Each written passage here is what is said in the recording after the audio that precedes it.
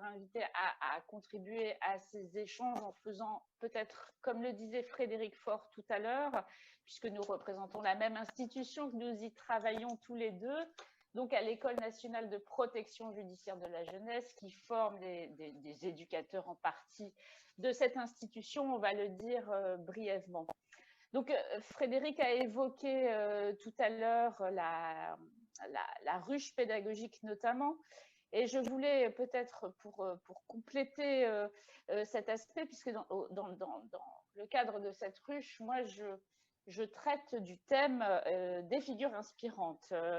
Et en vous écoutant tous, nos stagiaires inspirés par ce thème de travail, quand ils doivent a priori comme ça commencer à définir ce qu'est une figure, évidemment s'interrogent sur le fait qu'il s'agisse ou pas d'une grande figure historique, mort ou vivant, et on arrive aussi, étonnamment que ce soit, à pourquoi pas valoriser, s'inspirer, pourquoi pas d'un anonyme.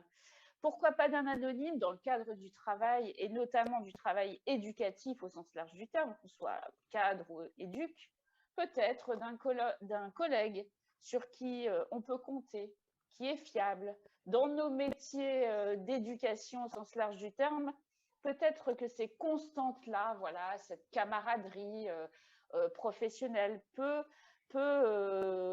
faire office de figure inspirante, en tout cas, peut faire partie du bréviaire que chacun peut avoir dans sa pratique finalement éducative.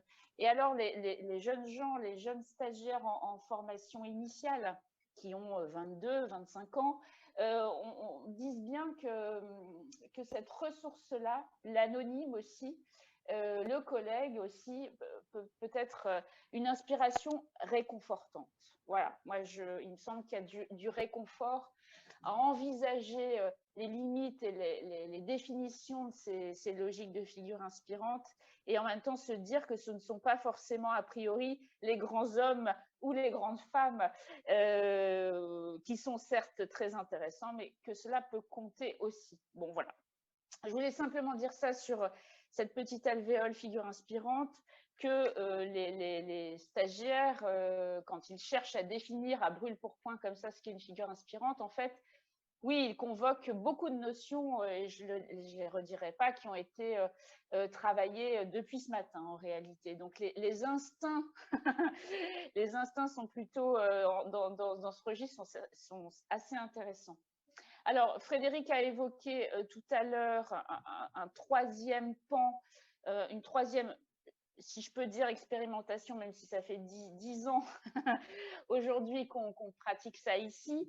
En fait, on se dit dans cette école professionnelle d'éducateurs et de directeurs, on est en formation pour adultes, on pense un peu nos systèmes pédagogiques, hein, on l'a dit tout à l'heure, et on pense aussi des espaces et des temps de ritualisation. Et là, je veux évoquer le baptême de promotion qui existe depuis 10 ans donc, dans cette école. Baptême de promotion qui est en ce moment de la maison plutôt destiné, mais ce n'est pas figé, hein, aux directeurs stagiaires. Alors, c'est à ça plusieurs vertus, même si c'est évidemment perfectible. On se dit qu'une fois qu'on a pu peut-être réfléchir à ce qui nous inspirait, et que l'inspire, du coup, est sûrement un élément vital en institution et dans sa pratique, il fallait peut-être penser l'expire finalement, et que ceci, ça peut, c'est-à-dire en matière d'institution et de rituel d'institution, comment l'expire en promotion pouvait s'exprimer. Et on se dit que ça pourrait prendre une autre forme, que finalement le baptême de promo, qui est un rituel très, très simple hein, finalement, et quelque chose qui vient marquer leur parcours de formation finalement, modestement encore une fois, mais qui permet d'instituer l'expire d'une figure inspirante sur laquelle ils ont pu au moins échanger, se mettre d'accord, en tout cas faire aussi un pas de côté par rapport à leur parcours de formation peut-être plus classique. En tout cas, c'est une façon d'entrer dans une pensée et d'éclairer, pourquoi pas, pour finalement des managers qui sont en cours de formation. Il y a une grande vertu éducative et pédagogique à se dire qu'ils pensent à la faveur de la préparation de ce baptême de promo aussi, en plus de potentiellement s'inspirer ou être inspiré. Alors, ce sont des Victor Hugo, des Badinter hein, qui sont exprimés là dans ce genre de baptême. Et en même temps, évidemment, il y a une vertu éducative, bien entendu, et pédagogique à tout ça. Et pour des managers qui auront la charge d'établissements et de professionnels d'éducation, évidemment, on peut reboucler là une certaine vertu à se penser eux-mêmes en transmetteurs, comme ça, voilà.